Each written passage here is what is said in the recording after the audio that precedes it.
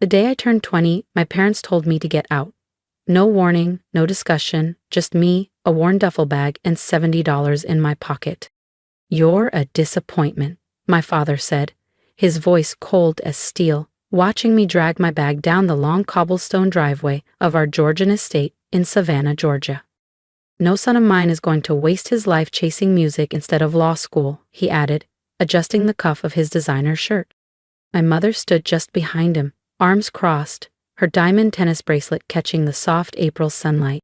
"We've given you every opportunity, Lucas," she said, as if my entire life had been some generous investment I'd just failed to repay. But every so-called gift had come with a condition. The piano lessons I adored were only allowed because they were impressive for college admissions. The guitar my grandmother had given me was confiscated the first time I skipped a mock trial meeting to write songs. Even the community music program I volunteered at had been shut down in their eyes because it wasn't respectable enough. I stopped at the end of the driveway. Behind me, the white columns and perfect hedges of the home I'd grown up in felt less like comfort and more like a cage I'd finally been forced out of. Freedom at 20, with no money, no degree, and no plan, was as frightening as it was intoxicating. That's when Aunt Evelyn pulled up. I hadn't noticed her car, sleek, silver, and quiet, parked just down the street. Evelyn was my father's younger sister, the family's self-made outlier. While my father had followed the expected path into corporate law, she'd built a thriving indie record label from scratch, signing artists no one believed in until she proved them right. "Get in," she said, lowering her sunglasses as she pulled alongside me. I always liked Aunt Evelyn. She didn't care about appearances, she cared about people. Even now, in her tailored leather jacket and red-soled heels, she radiated warmth. "They're wrong about you, Lucas," she said once I was in the passenger seat. "Music isn't just noise or rebellion. It's how you tell the truth the world refuses to hear." That day shifted the course of my life. Evelyn didn't just give me a room in her high-rise apartment overlooking the Savannah River. She gave me a direction. She listened when I played, not to judge, but to understand. She pushed me to apply to a small arts conservatory in New Orleans, one she had quietly funded for years. While my parents told anyone who would listen that I'd run away to avoid responsibility, Evelyn watched me record my first EP in her spare bedroom. She introduced me to designers who needed original scores for their fashion shows, filmmakers looking for soundtracks, and a music tech startup that wanted my help creating immersive audio experiences. It turned out my creativity wasn't a liability, it was my leverage. And in time, the songs I wrote, the same ones my parents had once called a waste of time, would not only pay the bills, but headline festivals. I didn't just find freedom that day. I found the one person who believed I could build a life on my own terms. And I've been doing it ever since. For 5 years, I thrived. I graduated at the top of my class from the New Orleans Conservatory of Music, then joined Aunt Evelyn's record label, Riverlight Sound, as a creative director. I designed immersive audio experiences that transformed how people connected to music. My parents never called, not once. No congratulations, no how are you, nothing. Their silence hurt, but Evelyn's pride mended those wounds. "You're exactly where you're meant to be," she'd say, watching me work late into the night on album launches and interactive concert designs. What I didn't know was that she was sick. Terminal pancreatic cancer, diagnosed just 6 months earlier.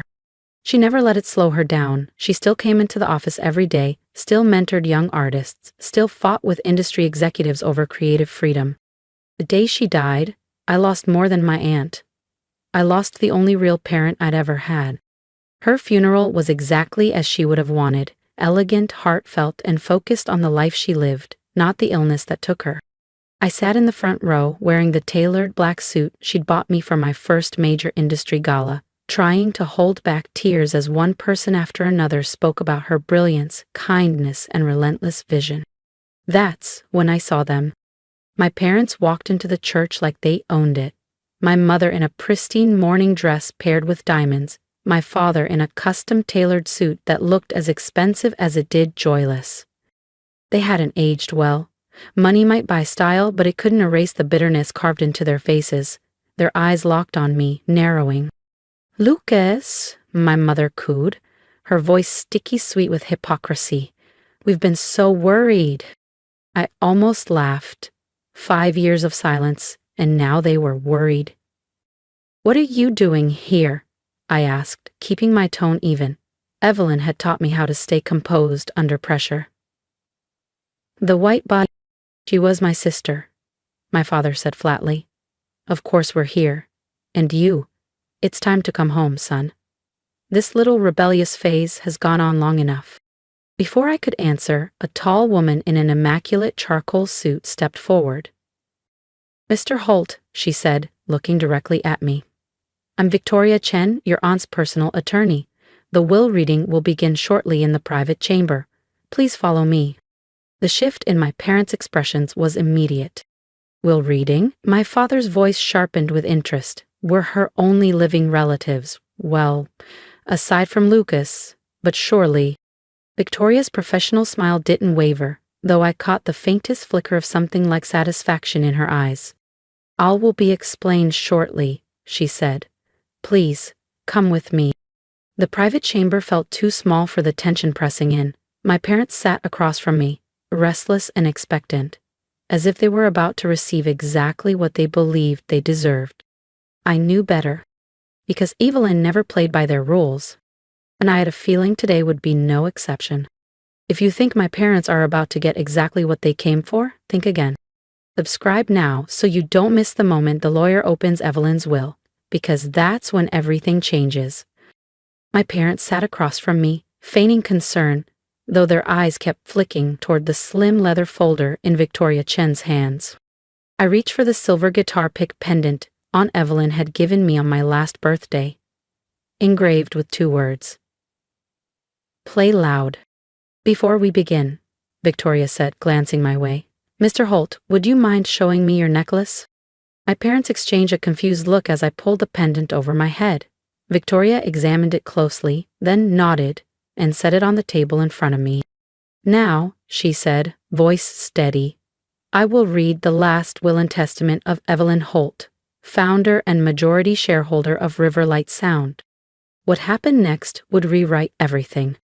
I, Evelyn Holt, being of sound mind, hereby declare this to be my last will and testament," Victoria began. The air in the room seemed to hum as she continued. "To my brother, Charles Holt, and his wife, Diane Holt." My father leaned forward, anticipation sharp in his eyes. "I leave exactly what they gave my beloved nephew Lucas 5 years ago. $70, and the opportunity to walk away." The room erupted. "This is outrageous," my father barked, his voice climbing. "I'm her only sibling." Victoria didn't pause. "To my nephew, Lucas Holt, I leave my entire estate, including, but not limited to, my controlling shares in Riverlight Sound, valued at $2,400,000,000, all domestic and international properties, my complete investment portfolio, and full ownership of Holt Media Group." My mother's hand froze on her designer handbag before it slipped from her grip and landed on the carpet with a muted thud. "That's impossible," she whispered. Victoria's voice was calm but unyielding. "Furthermore, I hereby name Lucas Holt as my successor, effective immediately as CEO of Riverlight Sound and president of Holt Media Group." The guitar pick in front of me suddenly felt heavier.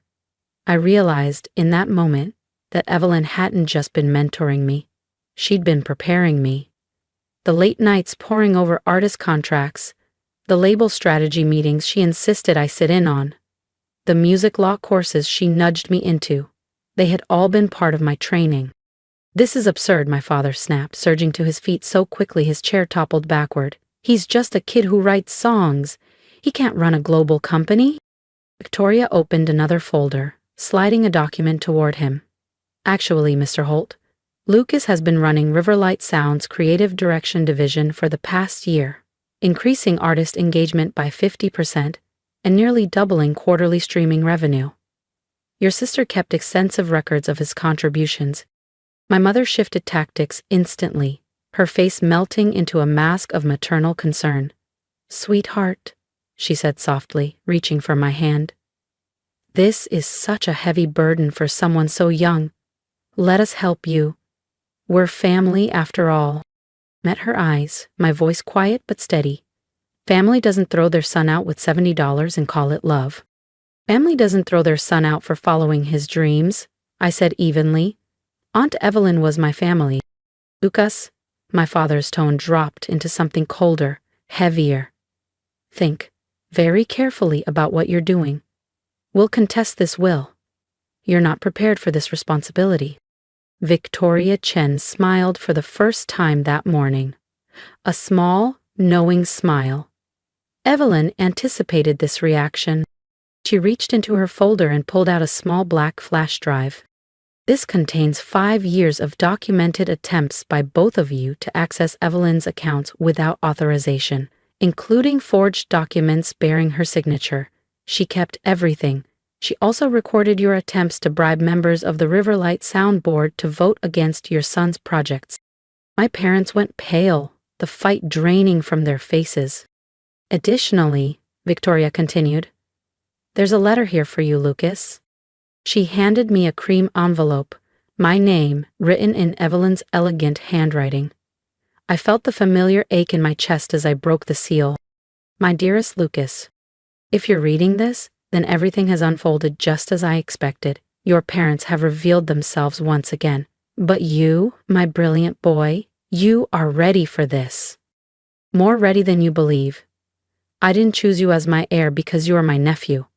I chose you because in the past 5 years, you have shown every quality of a true leader.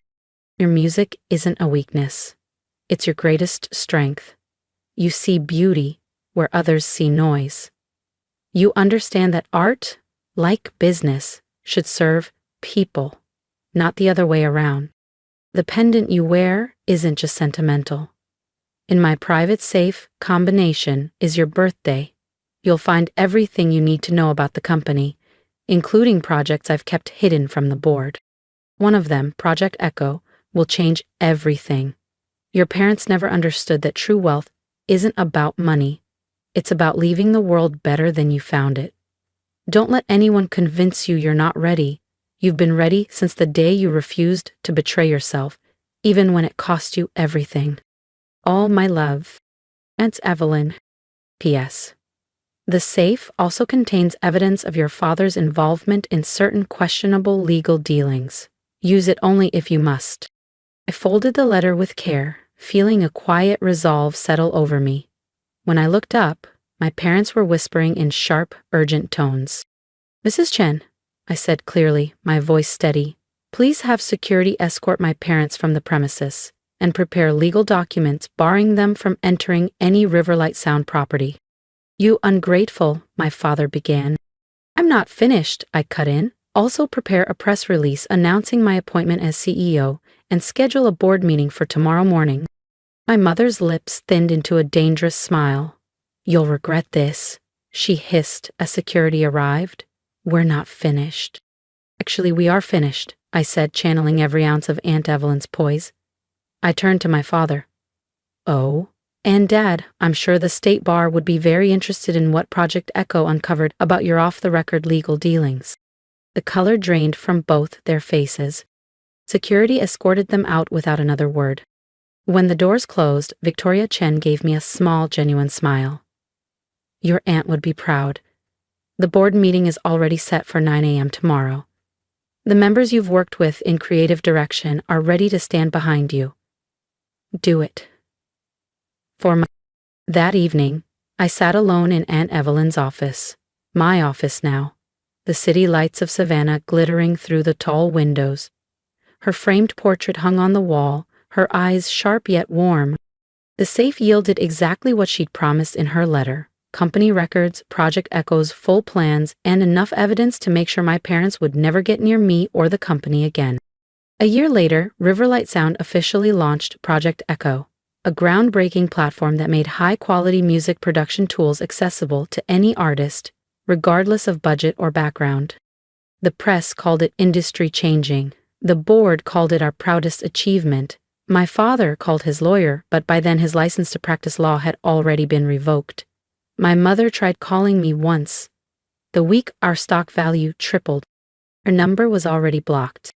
The silver guitar pick still hangs around my neck, but I don't need it to remember who I am anymore. I'm Lucas Holt, CEO of Riverlight Sound, and like Aunt Evelyn, I believe in using influence to lift others up, not to make them feel small. Sometimes, late at night, while I'm in my office surrounded by drafts, contracts, and half-finished song arrangements, I swear I can feel her presence behind me, watching, approving. She taught me that real success isn't about proving your critics wrong, it's about proving yourself right. As for my parents, last I heard they downsized to a modest home outside the city. Apparently living on image and credit only works for so long. But I don't dwell on them anymore. I'm too busy building the future Evelyn believed I could create. The kid who writes songs just changed the music industry. I've learned that sometimes the people who are supposed to love you the most are the very ones who try to define you, limit you, and even break you when you refuse to live by their rules. My parents thought throwing me out with $70 would be the end of my story. They believed my passion for music was a weakness, something that would lead me to failure. But what they didn't understand is that when you have even one person who believes in you, like my Aunt Evelyn, you can build an entirely new life on your own terms. To everyone hearing my story, I want you to know this: your dreams are worth fighting for, even when others tell you they're impossible or unworthy. Don't let anyone convince you to shrink just to fit into their expectations. If someone refuses to see your value, that's not your failure. It's their limitation. Surround yourself with people who challenge you to grow, not those who clip your wings. I'd love to hear from you. What moments in your life made you realize your worth? Have you ever had to walk away from people who didn't believe in you? Share your thoughts below, not just for me, but for everyone who needs that reminder that they're not alone. If you take one thing from my journey, let it be this: never trade your authenticity for approval. The world doesn't need a watered-down version of you. It needs your truth, your vision, your fight. Because one day, the very thing they mocked might be the reason you win. And when that day comes, stand tall, not for revenge, but as proof that you believed in yourself when it mattered most. That's the kind of victory no one can take away.